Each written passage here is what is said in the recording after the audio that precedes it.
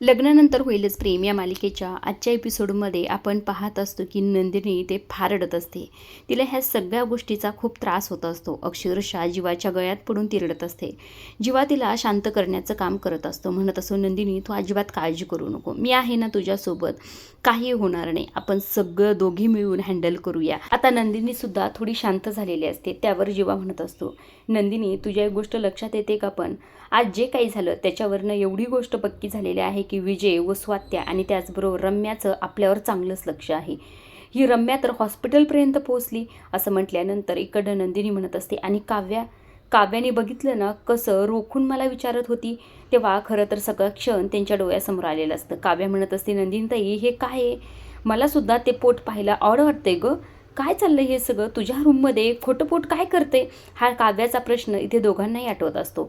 नंदिनीला फार टेन्शन आलेलं असतं. जीवा म्हणत असतो की म्हणजे काव्याचा आणखी संशय आपल्यावरचा गेला नाही, तिचा संशय आपल्यावर आणखी आहेच, आपल्याला काव्याचा संशय काही करून घालवायला हवं असंही ते जीवानी म्हटल्यानंतर नंदिनी म्हणत असते, काय केलं म्हणजे तिचा संशय जाईल, काय करायचं सांगा ना जीवा आपण, आणि किती आणि काय काय खोटं बोलायचं मला हेच कळत नाही. एके दिवशी या खोट्याच्या ओझ्याखाली आपण चिरडले जाऊ, तुम्हाला कळतंय का असं म्हटल्यानंतर जीवा म्हणत असतो, नंदिनी असं काही होणार नाही, तू अजिबात काळजी करू नको.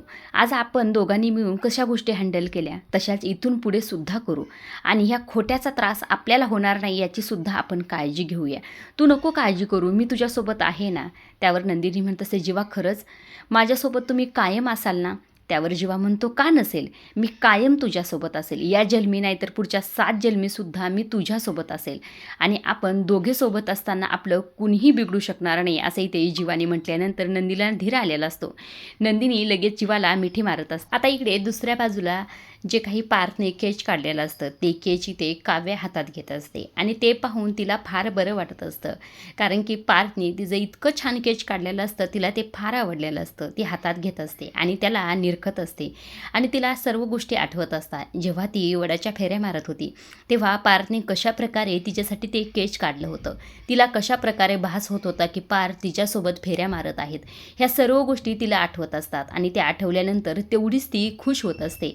आता तिला गेल्या वर्षीची वटपौर्णिमा सुद्धा आठवत असते. तिला आठवत असते की जेव्हा ती साडी घालून त्याचबरोबर वडाची सगळी काही तयारी करून बाहेर आलेली असते. जेव्हा ती बाहेर येते तेव्हा पार्थने तिचं कसं कौतुक केलं होतं, सगळ्यांना कशा प्रकारे धक्का बसला होता, ह्या सर्व गोष्टी तिला आठवत असतात.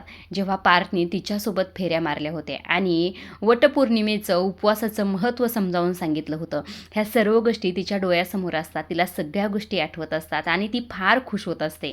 काव्या चित्राकडे आणखी सुद्धा प्रेमाने पाहत असते, पोटावर हात ठेवत असते आणि तिच्या बाळाशी बोलत असते. म्हणत असते, बघितलंस ना बाळा, तुझ्या बाबाने किती छान चित्र काढले, तुला माहिती आहे तू या जगात आला तरी सुद्धा तुझ्या बाबाची फेवरेट मीच राहणार. हे सर्व काही तिच्या बाळाशी बोलत असते. आता खरं तर तिला भूक लागलेली असते, कारण की दिवसभर तिने उपवास पकडलेला असतो. आता प्रेग्नेंट असताना उपवास का पकडला हे माहीत नाही, पण तिच्या बाळाशी म्हणत असते, बेबू तुला भूक लागले ना, कळतंय मला, आज मी जरा तुला उपाशीच ठेवलं ना, थांबण, बाबा काहीतरी बनवायला गेलेत, आत्ता येतील, नको काळजी करू, असं त्याच्याशी बोलत असते. आता इकडे दुसऱ्या बाजूला पार्थ किचनमध्ये असतो. पार्थने इकडे काव्यासाठी छान असं फ्रूट सॅलेड बनवलेलं असतं. आता टेस्ट करून पाहतो तर म्हणतो काहीतरी कमी आहे, असं म्हणून वेलची पूड मिक्स करतो. वेलची पूड मिक्स केल्यानंतर परत चाखून पाहतो, त्याला फार आवडलेलं असतं. तेव्हा त्याच्या डोळ्यासमोर तो गेल्या वर्षीचा क्षण आठवतो, जेव्हा वटपौर्णिमेला पार्थने असं सेम फ्रूट सॅलेड काव्यासाठी बनवलेलं होतं. काव्याला आवडतं का नाही याचं टेन्शन पार्थला होतं, मात्र जेव्हा ते चाखून पाहितलं होतं काव्याने तेव्हा तिला फार आवडलं होतं. हा क्षण पार्थच्या डोळ्यासमोर आलेला असतो आणि स्वतःच्याच मनाशी म्हणत असतो, काव्य आणि माझं नातं इतक्या दूरपर्यंत येईल असं वाटलं सुद्धा नव्हतं. या वटपौर्णिमेला तर काव्या प्रेग्नेंटसुद्धा आहेत, काव्य मला स्वीकारतील याचीच मला शंका होती, पण वेल डन बरं का पार्थ, तू हे करून दाखवलंस, असं म्हणून स्वतःला शाबासकी देऊन किचनमधून निघत असतो. तेव्हा समोरून रम्या येते आणि डायरेक्ट त्याला धडकते. तेव्हा पार्थ रम्यावर फार ओरडतो आणि तिला म्हणत असतो, काय गं रम्या, तुझा पाय मोडलाय ना, मग एवढी धावत यायची काय गरज आहे तुला, समोर पहा तरी ना. त्यावर रम्या म्हणते, खरंच सॉरी पार्थ, तुला लागलं तर नाही ना. तेव्हा पार्थ म्हणत असतो, नाही लागलं मला, नाही, जाऊ दे मला, जातो मी. तेव्हा रम्याचं लक्ष त्या फ्रूट सॅलेडकडे जातं. तेव्हा रम्या म्हणत असते, काय बायकोच्या भुकेची फारच काळजी तुला, तिच्यासाठी फ्रूट सॅलेड बनवलंस.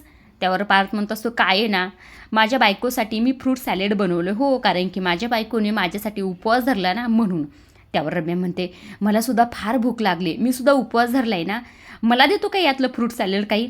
तेव्हा पार्थ लगेच ते मागं लपवून ठेवतो आणि म्हणत असतो, नाही नाही, ते मी तुला का देऊ? तुझा नवरा आहे ना विजय, त्याला सांग की बनवायचं. असंही त्यांना लोकांना बनवायला फार आवडतं ना. त्याला जर बनवताच येत नसेल फ्रूट सॅलड तर त्याला म्हणा मला विचार आणि मग त्याच्या हाताने तू खा, असं म्हणून पार्थ निघून जातो. निघून गेल्यानंतर रम्या स्वतःच्याच मनाशी म्हणत असते, त्या विजयच्या हाताने मी कशाला खाऊ? तो काय माझा नवरा आहे का? तो फक्त माझा पपेट आहे. नवरा तर पार्थ तू माझा आहेस. मी तुला मनापासून नवरा मानते. या फ्रूट सॅलेडसारखं तुमचं गोडगोड नातं किती दिवस टिकेल? मला गुरुजींची भविष्यवाणी चांगलीच आठवते ना. आता काव्य आणि पार्थ तुमच्या आयुष्यात तुमच्या नात्यात लवकरच वादळ येणार आहे, कारण की ही रम्या आलेली आहे. आता सगळ्या गोष्टी माझ्या मनासारख्या होतील असं म्हणून चाकू हातात घेत असते, कारण की त्या चाकूने पुढे ती धागा कापणार आहे म्हणून हे सर्व काही चाकू घेऊन बोलत असते. आता काव्याने पार्थचा सीन दाखवलेला आहे. पार्थने इकडे फ्रूट सॅलेड बनवलेलं असतं आणि ते काव्याला खाऊ घालत असतो. काव्या इथे फार खुश होत असते. काव्या म्हणत असते, पार्थ खरंच खूप मस्त झाले हो. त्यावर पार्थ म्हणत असतो, आता खूप खाताय चवीने, मात्र गेल्या वर्षी मला किती हाडदूड केली होती, आठवते का तुम्हाला? असं म्हटल्यानंतर काव्याला तो सगळा क्षण आठवतो जेव्हा पार्थने तिच्यासाठी फ्रूट सॅलेड बनवलं होतं. तेव्हा ती चिडचिड करत होती आणि मला हे फ्रूट सॅलेड नकोच आहे, तुम्हाला कुणी सांगितलं बनवायचं? हा सगळा क्षण तिला आठवत असतो आणि हसायला येत असतं. काव्या हसतच पार्थला म्हणत असते, पार्थ तुम्हाला खरं सांगू, खरं तर मला सकाळपासून ह्या सर्व गोष्टी आठवतात. त्यावर पार्थ म्हणत असतो, काव्या तुम्हाला खरंच असं वाटलं होतं की आपलं नातं इतकं छान होईल, इतक्या पुढे जाईल? असं म्हटल्यानंतर काव्या म्हणतेच, नाही मला अजिबातच वाटलं नव्हतं. मी तुम्हाला हे सुद्धा म्हटलं होतं की मला कुठलीही गोष्ट अर्ध्यावर सोडायची सवय नाही, पण मग मला नंतर तुमची सवय झाली. आता तुम्हीच सांगा मला, ही तुमची सवय आता मी अर्ध्यावर कशी सोडू? तुम्हाला अर्ध्यावर कसं सोडू? असं म्हटल्यानंतर पार्थ म्हणत असतो, मला अर्ध्यावर सोडायची तुम्हाला काय गरज आहे? असा विचारसुद्धा करू नका की मला अर्ध्यावर सोडायचं आहे. त्यावर काव्या म्हणत असते, नाही हो देशमुख, असा विचारसुद्धा मी मनात आणणार नाही की मी तुम्हाला सोडेल. आपण कायम असंच सोबत राहूया. पण मला एक गोष्ट सांगा, आपला असाच बॉन्ड कायम राहील ना? आपण असे सोबत आनंदी राहूत ना? त्यावर पार्थ म्हणतो, हो काव्या, यात अजिबातच शंका घेऊ नका, आपण कायम असेच सोबत राहू. त्यावर काव्या म्हणत असते, आपल्या या नात्यातला कधीही धागा तुटता कामा नये, असंही ते काव्या पार्थला म्हणत असते. मात्र त्याच वेळेस दुसऱ्या बाजूला ही काही रम्या असते. रम्या त्यांच्या नात्यातला धागा इथे चाकूने कट करत असते. आता दोन्ही धागे कापलेले असतात तिने आणि ती स्वतःच्याच मनाशी म्हणत असते, आता यातला धागा कुठला काव्याचा आहे आणि कुठला नंदिनीचा हे काय मला माहीत नाही. मला फक्त काव्याचाच धागा तोडायचा होता, पण जाऊ दे ना, नंदिनीचा संसार तुटला तरी मला आनंदच होणार आहे. असं म्हणून दोघीचेही धागे कट करत असते. अक्षरशः तिने दोघीचेही धागे त्या चाकूने कापलेले असतात आणि ते दोन्हीही धागे फेकून दिलेले असतात. ती आता स्वतःचा धागा घेऊन येत असते आणि धागा घेऊन आल्यानंतर ती त्या वडाला बांधत असते आणि म्हणत असते, आता रम्याची वटपौर्णिमा होणार, असं म्हणून धागा बांधून फेऱ्या मारणार असते. आणि फेऱ्या मारताना ते स्वतःच्याच मनाशी म्हणत असते, माझ्या पार्थला मनापासून मी नवरा मानलेला आहे, म्हणूनच मी पार्थच्या नावानेच वड्याला फेऱ्या मारते, कारण मला पूर्ण खात्री आहे एक ना एक दिवस पार्थ माझा नक्कीच होणार. जरी पार्थ माझ्या नशिबात नसेल तरी सुद्धा नशीब बदलायला मी भाग पडेल, माझ्या हातावरच्या रेषा बदलायला मी भाग पाडेल. या जगात जर देव असेल तर युनिवर्स नक्कीच पार्थ माझा होऊ देईल. या गोष्टी माझ्या खऱ्या करेल आणि पार्थ माझ्या आयुष्यात येईल, कारण की मला गुरुजींची भविष्यवाणी आत्तासुद्धा आठवते.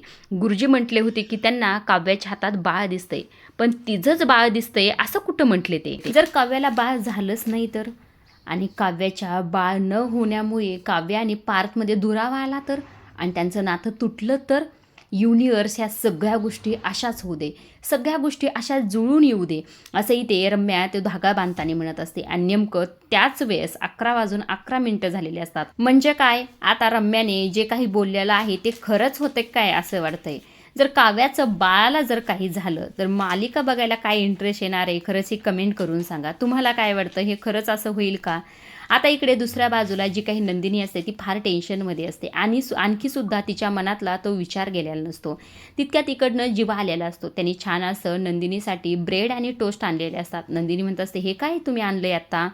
अरे असं काय करतेस, 12 वाजून गेले, तुझा उपवास झाला की? असंही तू रडत होती ना, म्हटलं तुझा मूड चांगला होईल.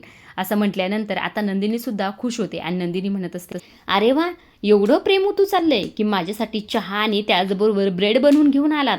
त्यावर जीवा म्हणत असतो, नाही रे बाबा, चहा मीच बनवलाय, ब्रेड वगैरे मला काही बनवता येत नाही, ते बेकरीवाल्याचं प्रेम आहे आपल्यावरचं.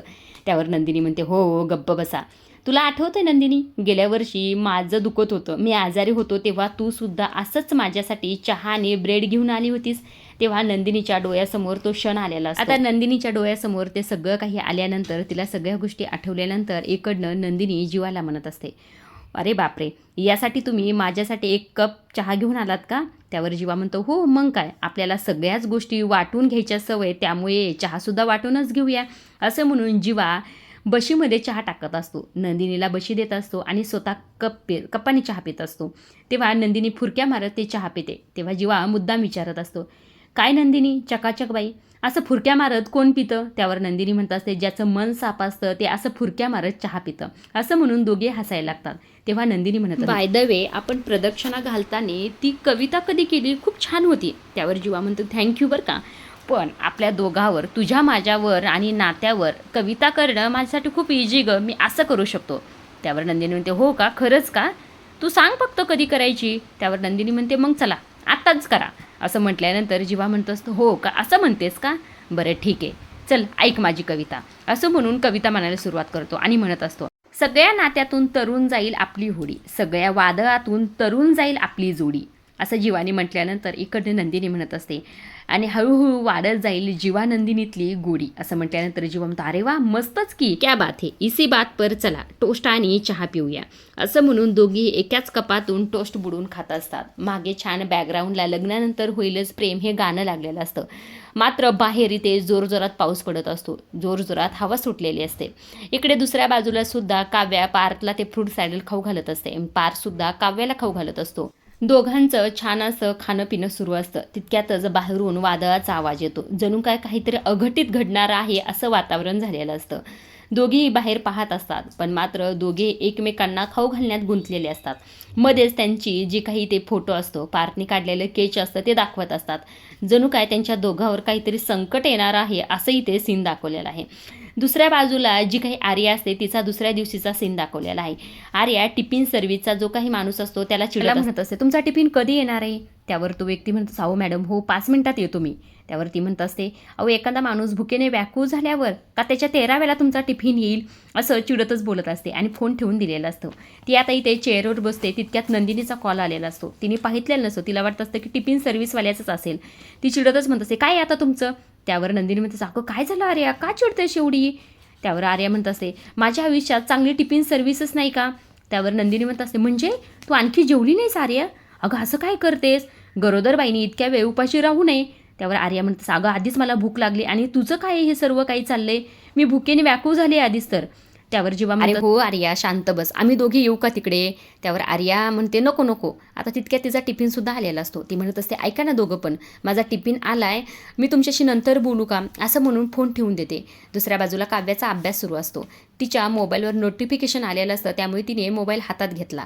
तेव्हा जो काही तिने IIP रोडवर व्हिडिओ बनवलेला असतो, त्याच्या खाली भरपूर कमेंट आलेल्या असतात. ती कमेंट वाचत असते आणि तिला त्रास होत असतो. त्या कमेंटमध्ये लिहिलेलं असतं की, मॅडम तुम्ही नुसता बोलता, काम तर काहीच केलं नाही, आतापासून तुम्हाला आश्वासन द्यायची सवय लागली वाटतं. हे सर्व कमेंट वाचून तिला वाईट वाटतं असतं. तितक्या तिथे पार्थ येतो. पार्थ म्हणतो असतो, काय झालं काव्या, तुम्हाला मळमळल्यासारखं होतंय का? त्यावर काव्या म्हणते, हो होतंय, पण बेबूमुळे नाही, त्या कमेंटमुळं. पार्थ म्हणतो असतो, तुम्हाला सांगितलं ना काव्या, त्या कमेंट नका वाचू. त्यावर काव्या म्हणत असते, पण त्याने सत्य परिस्थिती बदलणार आहे का? मी काहीच करू शकले नाही त्या IIP रोडबद्दल, मला खरंच फार वाईट वाटतंय, मी काहीही करू शकले नाही, मी हारले पार्थ, असे ते काव्या म्हणत असते. आणि आजचा एपिसोड इथेच संपला. पुढील भागात आपण पाहत असतो की जी काही नंदिनी असते ती जीवाला म्हणत असते, ती आपली सरोगेट मदर आहे, तिच्या स्पेसमध्ये नाही शिरायचं तर मग कुणाच्या शिरायचं आहे? आपलं बाळ तिच्या पोटात आहे, तिची काळजी घेणं आपली जिम्मेदारी आहे का नाही? असं म्हणून ती डब्बा भरत असते. म्हणजेच काय, हे दोघी आता आर्यासाठी टिफिन वगैरे घेऊन जाणार आहेत. पण हे सगळं काही यांचं बोलणं इकडनं रम्याने कदाचित रेकॉर्ड करून घेतलेलं आहे. आता रेकॉर्ड तर केलेलं आहे, मात्र रम्याचाच हात आहे का नाही हे काही कन्फर्म झालेलं नाही. आता दुसऱ्या बाजूला काव्या नाराज असते, त्यामुळे पार्थने सांगितलेलं असते की आपण त्या IIP रोडवर झाडं वगैरे लावूया. त्यावर काव्या म्हणत असते, खरंच ही गोष्ट मला का नाही आठवली, खरंच खूप छान आयडिया आहे. असं म्हणून ते झाडे लावण्यासाठी जाणार असतात. इकडे जी काही रम्या आणि वसू असतात त्यांचा सीन दाखवलेला आहे. वसू म्हणत असते, नेमकं काय करायचं आहे आपण? त्यावर रम्या म्हणत असते, आपण राडा घालायचा. त्यावर वसू म्हणते, म्हणजे काय? आता वसूने असं म्हटल्यानंतर रम्या म्हणत असते, आता त्यांना झाडं लावायला माती लागेल, मग त्यांच्या सर्व पराकष्टाची आपण माती करून टाकायची, असं म्हणून तिघे हसायला लागतात. इकडे पार्थ आणि त्याचबरोबर काव्या त्या IIP रोडवर झाडं लावत असतात. त्यांचे झाडं लावून झालेले असतात. काव्यासुद्धा फार खुश असते, कारण की तिने खूप चांगलं काम केलेलं असतं. मात्र समोर कुणाला तरी पाहितलेलं आहे, त्यामुळे इकडे काव्या म्हणत असते, ह्या सगळ्यांना तुम्ही बोलवलं का? त्यावर पार्थ म्हणतो, मी कशाला बोलू, म्हणजे आता समोर नेमकं कोण आहे हे तर दाखवलेलं नाही त्यांनी, मीडियावाले वगैरे असतील असं कदाचित वाटतंय. हे सगळं काही रम्याने केलं आहे. आजच्या पुरतं एवढंच. अशा डेली मालिकेच्या अपडेट आणि प्रोमो जर जाणून घ्यायचे असतील तर आपल्या चॅनलला जरूर सबस्क्राईब करा आणि तोपर्यंत पाहत राहा लग्नानंतर होईलच प्रेम. धन्यवाद.